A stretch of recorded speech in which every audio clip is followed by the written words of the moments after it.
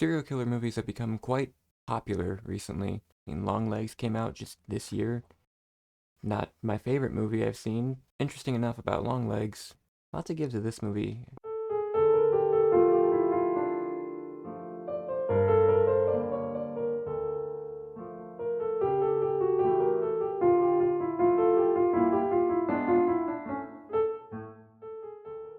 Here is a 1997 film by Kiyoshi Kurasawa that follows a cop investigating a series of serial killings, and they all seem to have like the same factor involved, uh, but different killers, if that makes sense.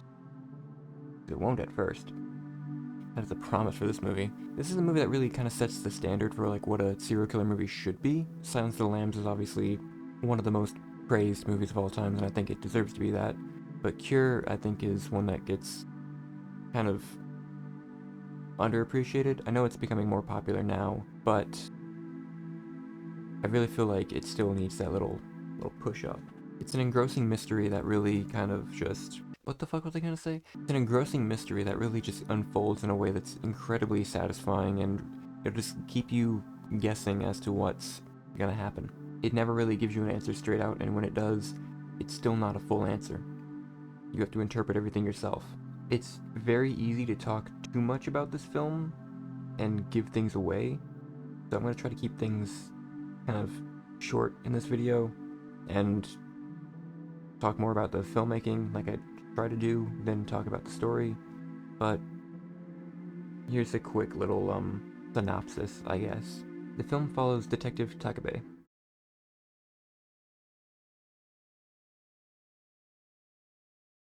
Takabe.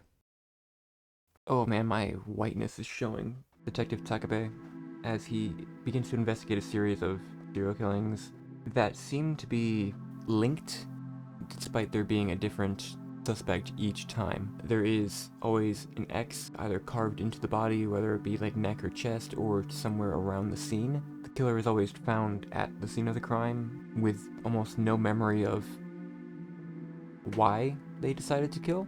I don't want to say it's like a lapse of memory, but it's a lapse of like reason, I guess. It's almost like they never really wanted to kill, but they felt like they had to. Takabe lives with his wife, Mie. I'm totally not Googling things on how to pronounce names the last second because I didn't do my fucking research on that. Takabe lives with his wife, Fumie, who seems to have plenty of trouble in her life as she's suffering from the early stages of dementia. The stress of finding a connection for each of the crimes, and also the stress of his wife slowly kind of losing herself, really starts to get Takabe, and he starts to kind of slowly over the course of the film loses cool as he's just trying to figure everything out. Cure is the type of movie that you can really tell what movies made after it were definitely inspired by it. Like I said before, Longlegs, very similar type of like idea. There's even a point where there's just X's found on the crime scene. It's less direct like on the body, but it's around. But it's also that mystery of like suspects for each of the killings, but they also kind of just feel like they're not wanting to actually do anything, like wanting to actually commit the crimes. It went down a completely different path, and I don't think it was quite as effective as Cure in the end, but that's also just my opinion. I think Cure is kind of a hard one to beat though, so I don't really blame it. Kurosawa really masters the slow reveal, but also like, man, I know that seems like the only thing I'm really talking about is like there's a slow reveal that leads to a slow reveal, but he never really lets you have like too much, I would say. He gives you just the right amount of information to keep you guessing and to keep you kind of hooked, but not enough to give you the answers outright. Hello, microphone. Microphone. It's almost like there's always just like a new puzzle piece being added into the mix. Like every little bit. As soon as you think you figure something out, something else gets added in, and you're really just kind of like, alright, what the fuck? Come on. How can this get any deeper? And then it goes deeper. The visuals are also really incredible. There's a lot of really haunting images. There's a lot of shots that are really dimly lit to kind of give you like it feels like a horror movie, It kind of is in some ways. It's got horror elements, but it's really haunting and helps create a really haunting atmosphere, but also gives you enough light to where you can actually see things. Kurosawa later went on to make on. Oh God, what the fuck did I write? Kurosawa later went on to make the movie Pulse, another film I'm going to talk about in the future, more directly horror related. There's a lot of atmosphere that kind of overlaps, and that really creates this.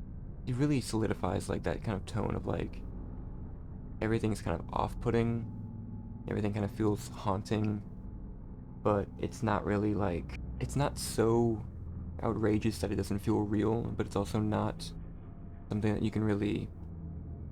I wouldn't say it feels like a real world. It doesn't feel like fully grounded, but it feels like it's most of the way there with some elements kind of just making it a little bit more unnerving. You have that link and then you have that other factor to kind of contradict each other and make it more unsettling to watch. And like the movie Zodiac, which is another fantastic serial killer like detective mystery film, um, as soon as it starts, I feel the need to just sit down and finish it all the way through. It is a very, very like hypnotizing movie. His work has a very painterly feel almost to him. Like you can pause a frame, you can see it be done like an oil painting, something kind of like rough and gritty, something that's not really. You can feel the texture when you look at it. You can practically like run your fingers across the frame and you can feel every little bit of information, every little brush stroke. It just makes everything feel more alive uh, in terms of the film. There's a lot of shots in this movie that feel like they're a dream almost, but it really balances those visuals really well, and I think it really comes together to create something special. I know I talked mostly just about the visuals of the film, but that's really what stands out to me. The acting is great. The music is fun. I like the music a lot. But yeah, the technical aspects of like the visual filmmaking is what stands out to me the most about this film.